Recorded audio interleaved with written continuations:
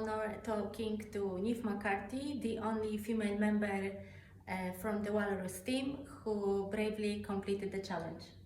Niamh. Lovely to meet you. Great And thank you for having me. Yes, thank you. Please tell me when this idea came from and why did you decide to do this challenge? I suppose the idea was actually, it was a brainchild of Ger Kennedy, who was our captain and leader, or otherwise known as the Ice King, or King Walrus. He had thought about it back in 2018, believe it or not, and he has travelled all over the world doing ice swims in Antarctica, Siberia, you name it. And he kind of thought, well, I'm going to bring together maybe some international ice swimmers and have a go at this channel that has never been done in the winter. And then obviously COVID came along and that scuppered his plans because there were obviously travel restrictions. People weren't able to travel. So he kind of put it on hold and he set up the Walrus group, which was encouraging people to swim of all levels, all the way through the winter without wetsuits. From people who will only swim maybe 100 meters up to people who can take it right up to 2 or 3K. So, and under safe circumstances with Ger, reading the tides, reading the winds, so safely. So he decided then after, I suppose, a couple of months that actually, there's a few people here that are just as good as my international swimmers that I could possibly groom and train and get them up to that level and we could have an Irish team. So that's what he did. He took a few of us under his wing and, obviously checked to see if it was something we would like to do. And told us what would be involved as regards to the training. And I suppose we all thought about it and thought, look, it's not every day you're invited to take part in a world-breaking relay that's never been done before. So without jumping into it, but I suppose gathering all the information, we decided to give it a go. And that's where it all started. Yes, because my next question was how did Ger pick the team? Yeah, again, I suppose it was a case of, gathering from within his group the people who would be willing to do this, but also who would have the time. Obviously with work commitments, there's not everybody has time to do it, and there is a lot of time involved in the training. Obviously the money, because we would have had to all have medicals done, and then we had to pay for Infinity for the boat. The pilot, everything like that. So I suppose it was a case of making sure that the people involved were able to give up their time and give up their money, as well as being capable of actually swimming under these conditions. So it was a combination of all of that, and then him kind of choosing who he felt was most capable. And it's not just the swimming speed, it's how you recover, it's how your body reacts to cold water, it's how it recovers in enough time to go back in. So it's not just, A is a brilliant swimmer, but A may not be able to recover well. So A was never going to be on his selection. So he had to think, I suppose, about the big picture. And that was how we chose in the long run. So, yeah. Yes. So you had to go through special medical examinations before the big challenge. Yeah, so this whole swim had to be ratified by the ILDSA, which is the Irish Long Distance Swimming Association. So in order for us to even get to the start line, we had to do obviously a number of qualifying swims, and alongside that we also had to do medicals, which involved ECGs, so it wasn't just like going in and getting your blood pressure checked. It was quite extensive. It was a lot of pages of questions and then examinations by our GP and then an ECG. So only if we passed that were we even going to be on the team or considered for the team. So it wasn't just something that he decided, oh, I'll pick you. We had to go through these stringent, because ultimately, even though we all chose to do it of our own, nobody forced us to do it. He still was getting this team together, and he still had to follow all these stipulations that the ILDSA put in place. So yeah, there was a lot of medicals involved, and also a lot of qualification swims, which we had to do, and we had to have all our vitals and all of our observations were taken. So it was kind of gathering all this information to be able to pass on. And you are a mom and you are wife, so I was just wondering, how did your family feel about this idea, and did they support you? Yeah, absolutely. I think my family already know I'm crazy. Yes, it has been said once or twice before that we're all mad, but that's okay. and they're not going to try and talk me out of it. So they, of course, and they also know I'm very capable, and they know I'm not stupid, and they know I'm stubborn. So they know all these things, and putting all these things together, they were like, absolutely, you can do it. You put your mind to it and you put your training in. If Jared thinks you're capable, we think you're capable, now you just have to go and do the training. So they were 100% supportive, and I suppose they know, they've seen me, they know me better than anyone, and they know what I am capable, and they know that once I put my mind to something, I will do it. Best of luck, Neve. Yeah. I'm gonna let myself down. So they were hugely supportive with the time away that I had to train as well. They're just, I'm absolutely blessed with the best family. Yeah, Really you couldn't do without No, they are like part of the team. Mm-hmm. You know, without them, I couldn't do it. And did you have to? How long did you have to prepare for this challenge? Well, I suppose the really hard training was over 4 months. So we were obviously all swimming in the lead up to that, but then those 4 months entail swimming almost every day in the sea, and then also some trips up to the lake during the week or at the weekend to do the extra cold water training. And I suppose at that stage it was a matter of, you know, a lot of us had to do it on our own. We weren't doing it with the group. And then the weekend we were gathering as a group to do it. But in earnest, I suppose it was 4 solid months of hard training. Not really long. Not really long, but Wow. we had a lot of swim fitness up to that. Yeah. But when you think about it, the water only starts to drop kind of October, and then November, December, the temperature starts to drop. So we really couldn't prepare before that, because the sea was still too warm. And that's why we were brought up to the lakes, because the lakes were obviously, you know, at 6, 7. But even at that, you know, Jer wanted us to have some immersion in water about 5, so that we were prepared for the worst, because this has never been done before. So we didn't know what we were swimming into. Yeah. We were like, it could be 5, it could be 10, it could be 3. So he wanted us to be prepared for the worst. So, you know, even though you might say it's only like 4 months was really all we could really put our minds to, because the sea temperature prior to that was too hot. So it was of no use to us. We could get our fitness up, but we couldn't actually get the immersion in the cold water. So. And did you have any doubts? No.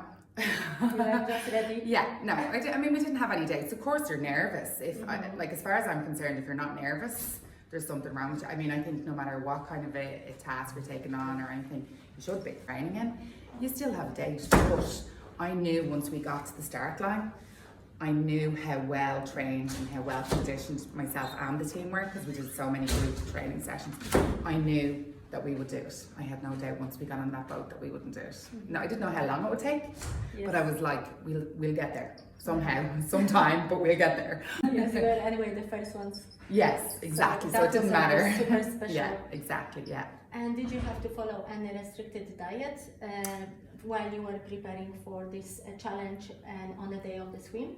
So not necessarily. I suppose the main thing that people don't really understand with sea swimming is that actually in a lot of cases you burn more calories trying to warm your body up than the actual swim itself.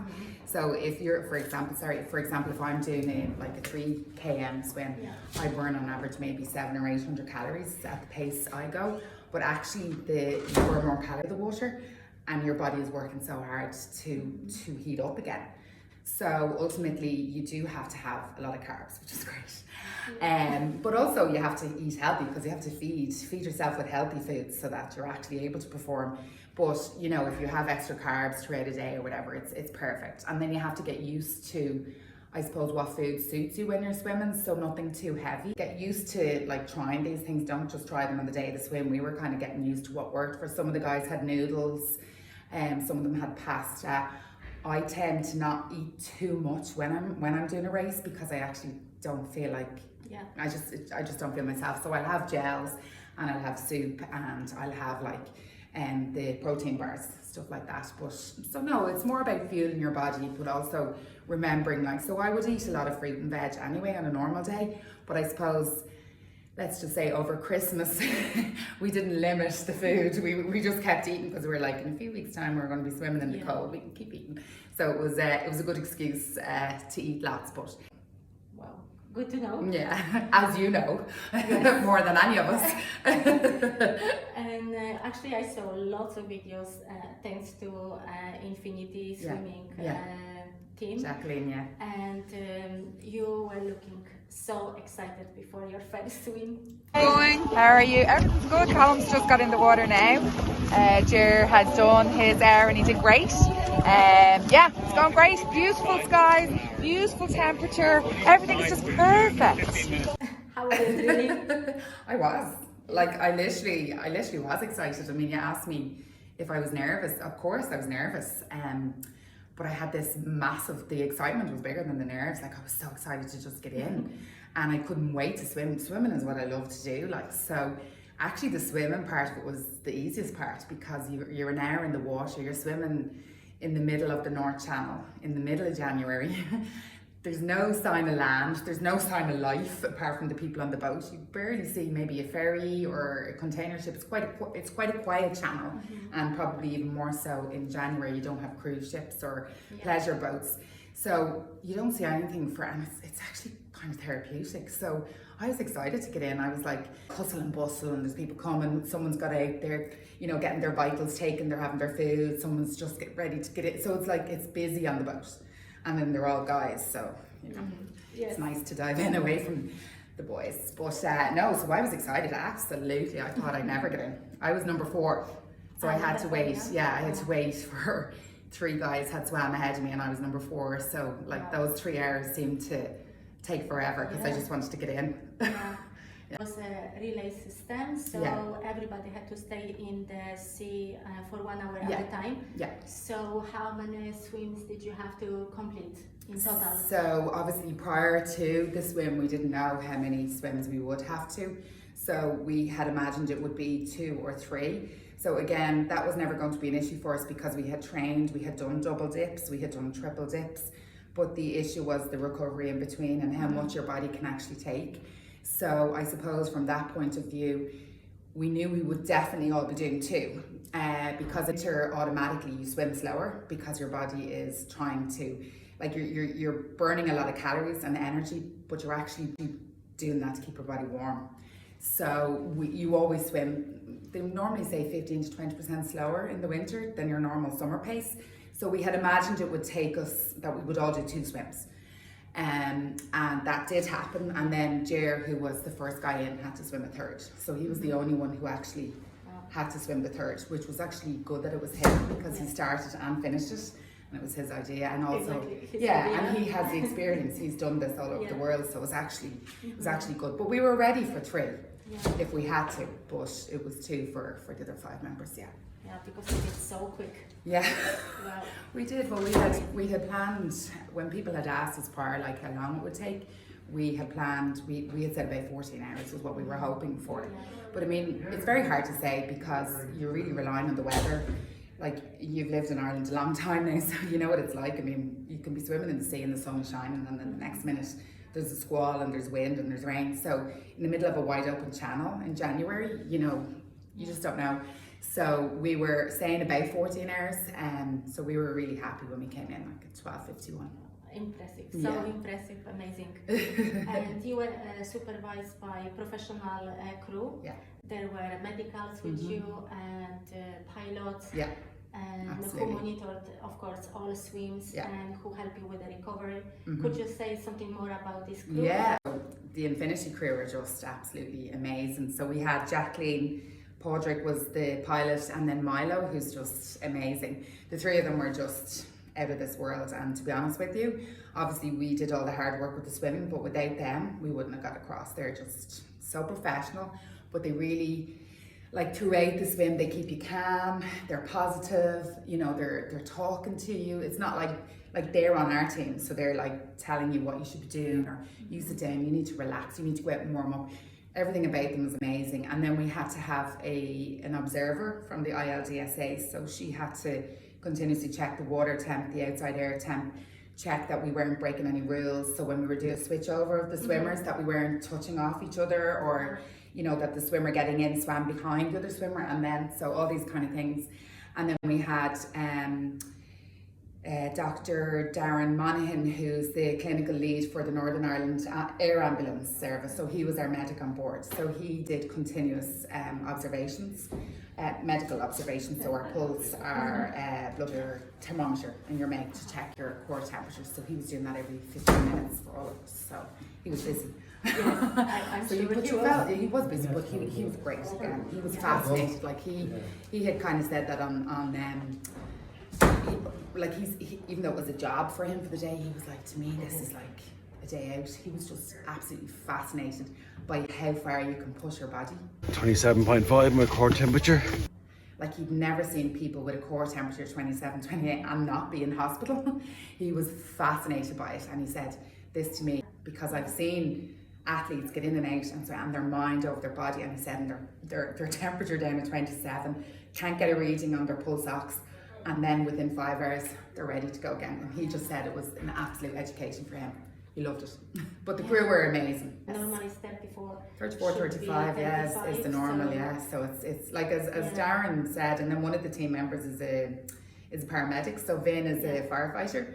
So he always said, like on land, if he was to come across somebody who had fallen into the River Liffey and their temperature was below 30, he would be seriously concerned about them. It would be literally a matter of wrapping them and getting them to hospital. So he's like, we're below that, and then we're going in for more. So he, you know, it is quite amazing. But we never felt unsafe. The crew were amazing, and we knew that if they said conditions are changing, we need to get you out of the water, they had the final say. But they didn't, and they got us across as much as we did. So they were brilliant. And I was just wondering, when you finally got, when you recovered, when you were feeling nice and warm, was it hard to jump into the cold sea once again? No, and I have to say, the second time it wasn't. But I remember when I got out after the second one, it took longer to warm up. Now, not drastically longer, but definitely a little bit longer. And I remember thinking to myself, God, if I had to do it a third time, I would do it, because there's no way I was going to let myself down or the team members. But I remember thinking, oh my God, I'm going to have to put my body through this again, and then have to recover a third time from hypothermia almost. But no, I wasn't worried the second time. I felt like we had done this in training. We had done lots of double swims with that duration in between on land. So I knew my body was capable of it. And also I think the adrenaline, actually you don't feel the cold as much when there's adrenaline pumping and you're looking at the boat and you see the Gavin Glynn flag and you're like, suck it up, Niamh, it's cold, but these poor kids are going through a lot worse. Just forget about the cold. You can do this, you got this, and by doing this you're helping these. So I think psychologically as well, but I would be a very positive person anyway, and never would I think that I'm not capable, and especially being the woman, I'm not letting the women down. So like, no, I think the second swim I felt confident I could do it, and I had great support from my teammates as well. So when I was watching the videos of you, you look like you were having the best time in your life and being on tropical islands. I was. Great! I'm buzzing for my second swim in the cold. It's gonna be great! Dying to get in. It's all going great. Declan has played a blinder and I'm going in now to hopefully play another blinder. All good. Living the dream. I couldn't know that was that cold when I was watching you. You were laughing, smiling. Just warming up after my second swim. How was it? Beautiful, tropical day, right? Roasting. And like so much positivity. Yeah. Well, they laugh at me because I am very positive and I'm always bubbly and smiling, and I mean, a few of them have said since, we're so glad that we did have you, Niamh, because you know, it's nice to have a female influence around the guys. The guys are brilliant, but I do also think, you know, I probably brought a little bit more bubbliness to the team because I am always... All going well. We can see Scotland, but then we can see Scotland for the last 10 hours. The truth is, like, that's how I felt. I mean, I know you say I look like I was on a tropical island. I definitely wasn't. I was in the middle of the North Channel. It wasn't tropical, but I looked like I was enjoying myself because I was. Like, I literally was loving it. I didn't want it to be over. So that wasn't an act. That was pure emotion. And I just, I said it to you already, I'd do it again tomorrow. Loved it. Yeah. I was going to ask on the end actually if you would do it again, but now I know. Tomorrow, sign me up. Yes, well, just must say, I was watching, I didn't know, I was like, this woman has amazing sense of humor. And did you have any critical moments actually while you were preparing for the challenge or when you were in the sea? No, I didn't. There was one time we went up to Glendalough and I hadn't had a great night's sleep the night before. Our house alarm went off in the middle of the night and I never got back asleep, so I only had, I don't know why, like, because there was nothing wrong with the house, but it just woke me out of sleep and I couldn't sleep. And I was tired going up to Glendalough, and normally I don't sleep a huge amount anyway, but I felt tired going up, and I remember getting in the water, and I think because my body was tired, I hadn't had the rest, because to me, I don't sleep a huge amount, but I rest. So I'm always like, even if I'm not sleeping, I'll lie down or I'll, you know, listen to music or podcasts. So rest is as important as training in my mind. So I kind of felt like my body wasn't completely rested. And I remember getting into the water in Glendalough and it was like 5.9. And I kind of went, oh God, like, Niamh, are you mad? Like, are you mad? And then I just thought, I looked at the boys around me and I was like, oh my God, they're going past me. And I was like, no, suck it up, put your head down and get past them. And actually that was the good kick up the backside that I needed, because I was like, you have this, like, stop doubting yourself. You didn't get much sleep last night, so what? Like, just suck it up and get on with it. And actually I was glad I had that little doubt, because I was able to overcome it and I was able to prove to myself that I was capable. So I think sometimes if you go through a process when you're training for something and you don't have any wobbles, it's actually not good. I think it's good to have a little wobble. Now it lasted 60 seconds, but I had it, and I kind of thought to myself, maybe this isn't for me. And then I went, no, Niamh, this is for you, just do it. So yeah, like, I did, but that was it. And when I got out, I was delighted and got back in. When we had to get in, there was no issues. And I think that was, I suppose it was affirmation in my mind that I could do this and that I wasn't to doubt myself again. Yes, have nerves, because nerves are natural, but don't have doubt. And definitely overcame any kind of doubt that was there. So that was the way of your motivation, Yeah. yes? So kept you motivated. Yeah. And what was actually guiding you in the morning when it was so dark and in the evening? Because I was watching, and on the video you could see only two green lights. Green lights. How did they know where exactly? Yeah, so which like, way to swim? it's really important actually, because when you're swimming in darkness, obviously, you know, it's actually finding really therapeutic, because you're swimming and it's like you cannot see anything. So I would have trained in the dark out in a place called Tower Bay out in Port Rann, which is where one of my other team members, Colin, lives. And there's nothing. It's not like Low Rock or Port Rannoch where there's houses nearby. There's nothing. So it's complete darkness, so you can see nothing. And we had our little lights on at the back, and all I could see was his light when I was swimming with him. So that's all I could see, nothing else.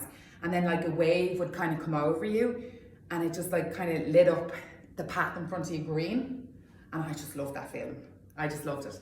So it never scared me having to swim in the dark. Luckily, I actually only had to swim into twilight.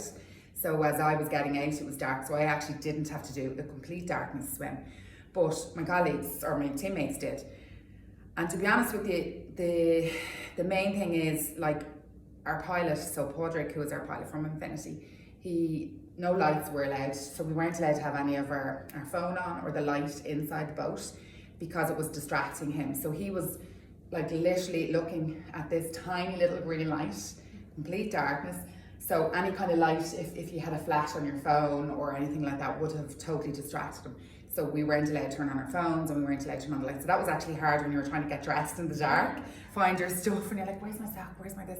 But when you think about it, we're in this massive big ocean, and all he can see is this. Now I'm talking, that's the size of the light on the back of that's all you can see is this little green light. So guiding you, there were lights on the side of the boat at night time. So basically the boat dictates the course. So even though you know Scotland's there, you might have to go up that way to come back this way to go back up to Scotland. So the boat, if you start to swim, like, the boat will actually guide you. It'll kind of nearly nudge you. So if you're swimming and then the next minute you feel the boat's getting close, that means it wants you to go that way, or vice versa. That's a little bit harder at night time. So the swimmers who did the really dark ones just stayed a little bit further away from the boat, but they still were guided by the boat. And Padraig is doing this years. So you trust him with your life, you know, but you do have to be mindful that you can't distract him. Yeah. That the life of that swimmer in there is in his hands. if he goes over him or loses sight of him. So it's a little bit more challenging, but as I say, Padraig and the guys in Infinity are just amazing. And actually the sea was kind of still not too bad. And no. you were very lucky with the weather. We were lucky. Probably halfway through we had a bit of a swell, 3 metre swell, and some of the lads, probably Colm, Declan and myself, swam in a bit of a swell, and then Ger at the very end on his third swim swam in quite a high swell. But for January we were blessed. I suppose that's something that Padraig and Jacqueline are looking at right in the lead up to the dates, to pick the best date where they feel there will be the least amount of high swells or changes in wind. We still had a swell, but nothing like what it could be. So no, we were blessed with that. One thing went our way. And it didn't rain, so that was good, because I was a little bit afraid of that, because it's a small boat and when it's not raining you can use the outside space, but I kind of thought, oh my god, if it's raining and like lashing rain, we all have to be inside, it's tight, it's tight for space. But we were blessed. There was a little bit of drizzle towards the end, but we didn't care at that stage. We were like, we're done, we don't care if we get wet. So yeah, no, we were blessed. And did you have a backup plan in case if somebody got sick just before the challenge? Yeah, so we had our super sub. We had our sub called Ed. So Ed had done all of the qualification swims with us, and he had done the medical as well. So he was our substitute. But unfortunately, and he was on the boat with us. But unfortunately, once we got on the boat, once we get on the boat and we give the rotation, you have to stick to that rotation. So if all of a sudden I'm swimmer 3 and the second air and I feel sick, we can't say, okay, you can go number 6. You can't change the rotation. Or alternatively, if I feel sick and I'm like, I can't swim anymore, you can't slot. He can't just come in. He would have had to be there from the start. So it was great to have him there. No, he was there if one of us got COVID or something in the lead up. But ultimately on the day, it was whoever started had to finish. There was no way we could substitute with anybody. So that was tough. But Ed was our super sub and a great guy, and he never got to swim, but he was such a huge support to us on the boat. I loved having him. He's like so positive as well, so it was nice to have him there. Yes. And how did you feel after the team completed the challenge? 2, 740, 1. 740. Sure. Oh my god, like elated. I suppose at first you're like, oh my god, is that Scotland? Are we here? Is this it? Are they going to tell us? No, you're not actually, because it was so dark when we were coming up to the land in Scotland. It was like you could just see these like sheer cliffs, and then there was like a lighthouse, but that's all you could see. There was no lights, nothing. And Padraig, the pilot, was like, oh, we're like 1 kilometre away, but it's going to take us quite some time because the current has changed, so we're going to keep getting pushed back. So you're like, 1 kilometre is like, we should be doing that in maybe 18 minutes, but like it took us like way longer because of the conditions. But when we finally got there and Ger like touched the wall, it was just like this, like I just burst into tears. I was just like, oh my god, I can't believe it, because I don't know, you just dream of that happening, and you're like, all of the hours of training, because people just see the day, they don't see all the leading. And like, it's like everything, people do well in whatever sport, or whether it's a boxing match or a rugby match, and oh yeah, they did a great game, but nobody actually knows how much they put into that, and that's what got them to the victory. And I say to people, yeah, the swim was amazing, but it was all those weekends away, all those days doing double dips, triple dips, that got us to Scotland. Like that was just like a victory swim. But still, you just never know. Things can happen. Someone can get sick. It can be called off. But yeah, when we got there, we were all just like, we were so emotional. And we had like champagne with us. So Nice, very nice. We preempted success. We were like, okay, we'll bring it just in case. Knowing that like, at least if we touch Scotland, we have the champagne there to enjoy on the way back. So, but yeah, everybody was emotional. Everybody was emotional. Even the guys at Infinity. Yeah. Because they were part of our team. They were really emotional. They had never done this before. Yeah. So for them, this was a huge achievement for them as a company as well. So it was brilliant. Yeah, I saw the videos of families and friends who were waiting for you. And we didn't know they were going to be there. No. It was a surprise. I was watching and I got emotional, so I can't imagine how you must feel. It was amazing.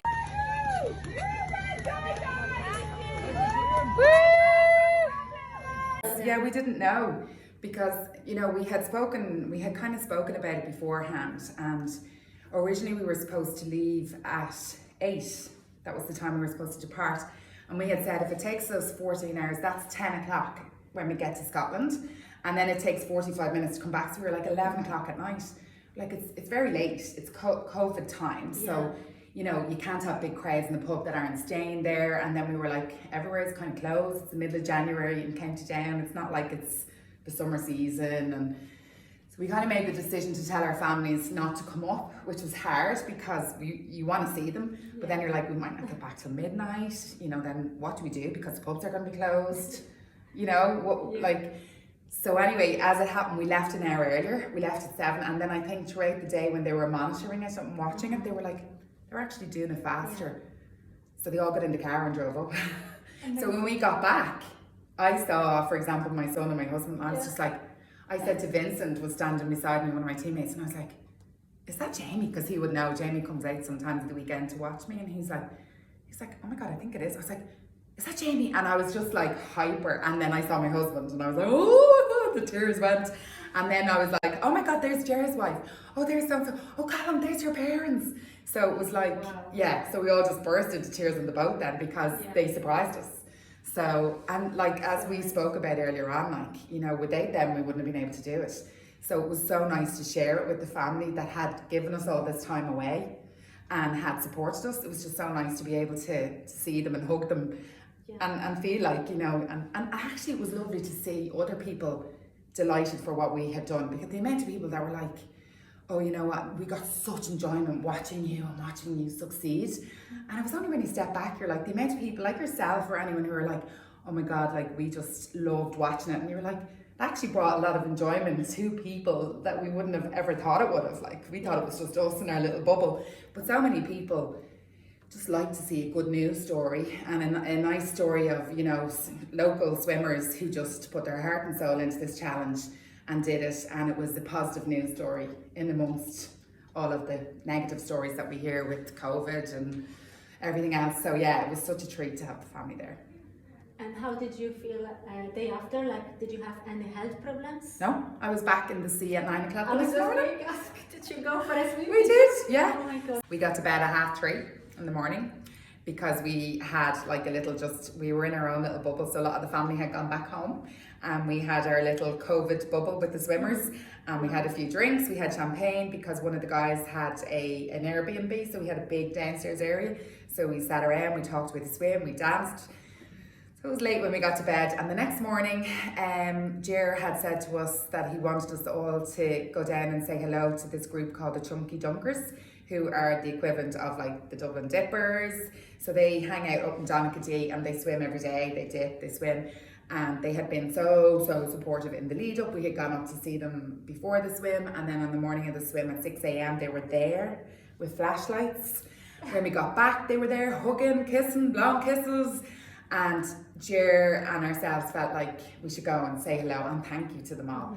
And they were like all so excited because the BBC News was there and we got pictures with them, and you know, they were just delighted that we had actually the next, like 6 hours later after getting 6 hours sleep, that we were there swimming with them. We only had a little small swim, but I felt brand new. I mean, I know one or two of them said that their shoulders were a little bit tight, and yeah, I mean, a little bit tight. You knew you had swam, but no, I felt great, and I even didn't feel tired.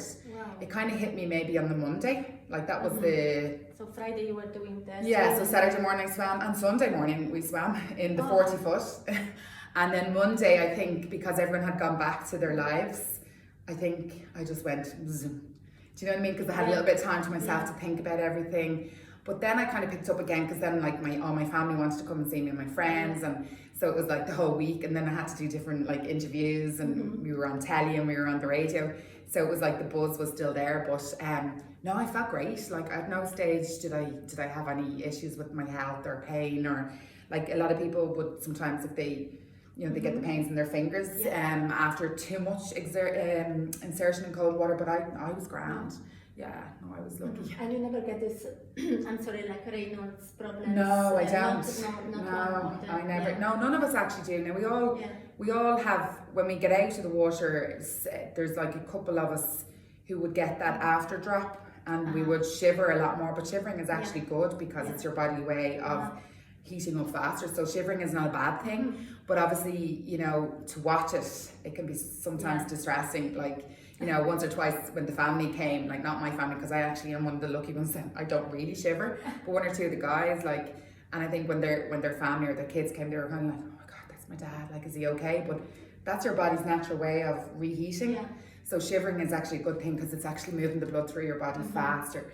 So I was brand new, and I just kind of wanted to live in a bubble, and I wanted to do it again. And then even the next Friday I was like, this time last week Colin was in the water, and then I'm like, this time last week I was getting in. So it was like reliving the whole swim all over again a week later. So no, and I don't think actually none of the guys had any issues. A couple of them took a few days off swimming just, you know, because they had to go back to work. I was lucky that I didn't have to go back to work straight away. So, but their health was all perfect, and there was no issues, thank God, like, because obviously that is a worry. But now these guys are like tough as nails.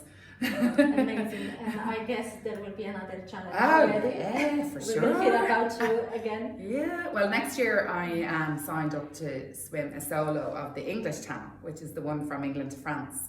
So I'm signed up to do that in July 2023. So it's the same distance as the North Channel, but I'll be on my own, and it's much warmer, obviously. I'll be doing it in July, so the water will be warmer, but you obviously have jellyfish and stuff like that, but it's the same distance. So it'll be the same distance? 34 kilometers. Well, we did 2 weeks ago, we did 42 kilometers because of the currents, but it's the same distance, exact same distance, 34 kilometers. You're gonna swim whole way? Constant on my own, yeah. No stopping. Apart from feeding and stuff. How many hours do you think? Well, that will probably take. Wow. Again, it just depends, but you know, it depends on what kind of conditions they have. But I can imagine I'll be swimming 14 or 16 hours. Yeah, if I get the training in. So I'm starting serious training. Also, the ice mile I've signed up to do an ice mile and an ice kilometer. And then I'm doing the Hit the Wall program with Jacqueline in Infinity, which is like 6-hour swims and night swims and immersing yourself in like baths with ice. So that's all upcoming, and then I'm sure Jer has something else up his sleeve that he's gonna like rope us all in. But oh yeah, I'm like all excited. I'm like, what's next? I can't sit still. Like I'm like, I need something. So yeah, no, next year is obviously my own solo goal, but I'm hoping we get to do something else as a team, because the team events are great as well, you know. Well, I'm so impressed, and we'll have to bring you to him, and you can join the relay. Yes, definitely. I just want to say huge congratulations to you and your amazing team. And you are incredible inspiration and like super Wonder Woman. Oh, I don't know. And I know now you are so busy and even famous, so thank you so much. I don't know about that. That you find the time to see me. Not at all. Delighted to talk about the story, and just to say, like, I just think as a female, it's great to be able to prove to women that our bodies are as capable as men. You know, I suppose it's like, obviously we can do whatever we want, don't get me wrong, but I suppose in things like this, endurance, and obviously the female and the male body are very different how they react. I just think it's great that I was able to do this, so I can say, well, you know, female bodies are able to put themselves through this and be safe and healthy. So I just think it's a nice message to get out to people that, like, it is doable, that if you put your mind to it and you put the training in, you can do it, and you can do it just as well as the males. And that's not like, I'm not feminist, I'm not trying to be like that, but I'm just trying to say that it is, women can do it as well as men. And I think even if I get that message across, I'll have won. Because a lot of women do doubt that they're able to do these things, and they're not, and they are able to do it. You know? I'm wondering if there will be new teams who would so. like to beat your record. Yeah, probably, but we'll always have the record. Challenge, yes. Because we're the first. Yes. Even if they do it faster, that's okay, because we were the first to attempt it. We were the first to put all of the new rules in place in order to be able to do it. So ultimately we will always have the record as the first team to cross the North Channel in winters. So as my son says, it doesn't matter if people really fast come along, because they will be second or third. They'll never be first like my mammy. Exactly. So it's a good role model. He must be so proud. Oh yeah, but you know, he is. And him and my husband and my mum and everything, they're all great. So yeah. Well, I hope one day we can go for a swim together, but not in the North Channel. No, definitely not. Ah, why not? No, definitely. We'll meet and we'll do a swim in the 40 foot or Killiney or the north side, wherever you want. Love you to come along and meet all the team. Yes. And come along and meet all the. Exactly. We call them Niamh and her 5 friends, because they're all boys. Okay. So we did an article or we did a radio program, and the article after it said Niamh and her 5 friends. So they all think it's really funny now, because it's like, you know, the 5 boys, my 5 boys. So you can come and swim with Niamh and her 5 friends. Well, looking forward. So Niamh, it was absolutely pleasure talking to you. Pleasure. So I would like also to say a huge thank you to Jacqueline McClelland, Infinity Channel Swimming, for the footage that I could use in this production. And let's have a look once again for the memorable moments from this historic event. Thank you. Thank you. Thank you.